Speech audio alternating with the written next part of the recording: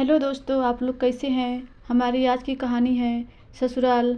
आज सुरभि की पहली रसोई की रस्म थी और उसे बीते हुए कुछ दिन याद आ रहे थे। सुरभि के घर वाले बहुत खुश थे और होते भी क्यों ना, आखिर इतना अच्छा रिश्ता जो हुआ था सुरभि का। पर सुरभि जितनी तेजी सपनों को संजो रही थी, डर उससे कहीं ज़्यादा तेजी से उसके अंदर घर करता जा रहा था। पापा की राजकुमारी को पापा ने कभी रसोई में कदम भी रखने नहीं दिया था। हालांकि शादी तय होने के बाद से ही मम्मी उसे रसोई में अपने साथ लगाए रखती थी, पर सिर्फ 1 महीने में सुरभि रसोई का ABCD भी नहीं सीख पाई थी। वैसे सुरभि को कुछ ना आता हो ऐसा भी नहीं था, वो बहुत अच्छी पेंटर थी, साथ ही साथ सफल डॉक्टर भी। वैसे भी सुरभि के होने वाले ससुराल में भी रसोई में कदम रखने की ज़रूरत नहीं थी, पर फिर भी वो चाहती थी कुछ ऐसा बनाना ज़रूर सीख ले जिससे वह सबको खुश रख सके। दिनों का काम था गुजरना और वो गुजर भी गए। सभी के बहुत सारी दुआओं के आंचल तले सुरभि अपने ससुराल विदा हो गई। 2 दिन बहुत सारी रस्मों को निभाते चुटकी में गुजर गए और आज सुरभि खुद को बार बार समझा रही थी, आखिर बकरे की माँ कब तक खैर मनाएगी।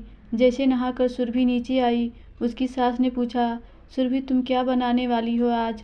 और हाँ, तुम बिल्कुल भी चिंता मत करना, मैं तुम्हारे साथ रसोई में रहूँगी। अगर तुम्हें कोई भी मदद चाहिए हो तो बता देना।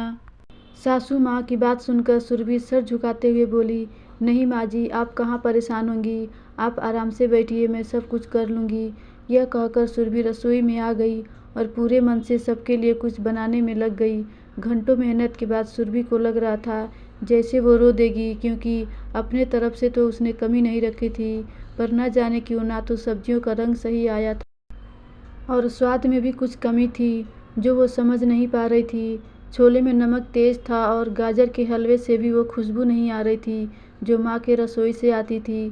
तभी उसकी ननद आकर बोली, भाभी ज़रा जल्दी से रसोई से आना, आपको भैया बुला रहे हैं। नंद की बात सुनकर उलझी उलझी सी सुरभि अपने कमरे में आ गई। कमरे में गिले शिकवे कम कर रही।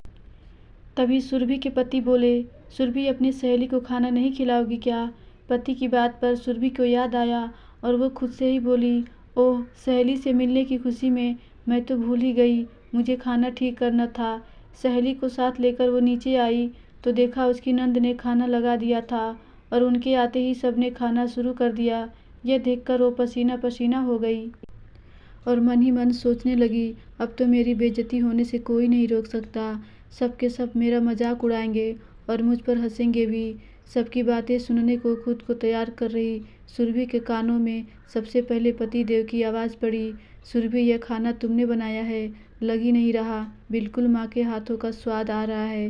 तभी पीछे से नंद भी चहकी, भैया हलवा भी खाकर चखी, कितनी अच्छी इलायची की खुशबू आ रही है। देवर ने भी साथ में टुकड़ा लगाया। ससुर ने भी बड़े बड़े कई नोट सुरभि के हाथों में पकड़ा दिए।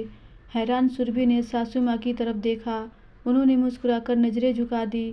सबके जाते ही सुरभि ने सासू माँ की हाथ पकड़ते हुए बोली, माँ जी, आपने मेरी इज्जत बचा ली, पर आपने ये मैजिक किया कैसे। बहू की बात सुन के सास उसके सर पे हाथ फेरते हुए बोली, अब मेरी और तुम्हारी इज्जत अलग अलग तो नहीं है ना, और मैंने कुछ नहीं किया, सब तुम्हारी मेहनत थी।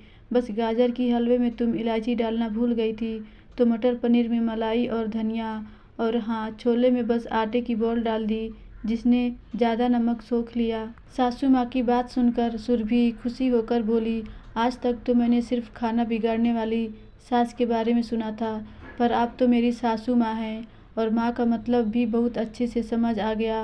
माँ में चंद्र बिंदु ऐसे ही नहीं लगता, ध्यान से देखिए, माँ की गोद में बिंदु की तरह हम सभी सुरक्षित रहते हैं। धन्यवाद दोस्तों, उम्मीद करती हूँ कि आपको यह कहानी ज़रूर अच्छी लगी होगी।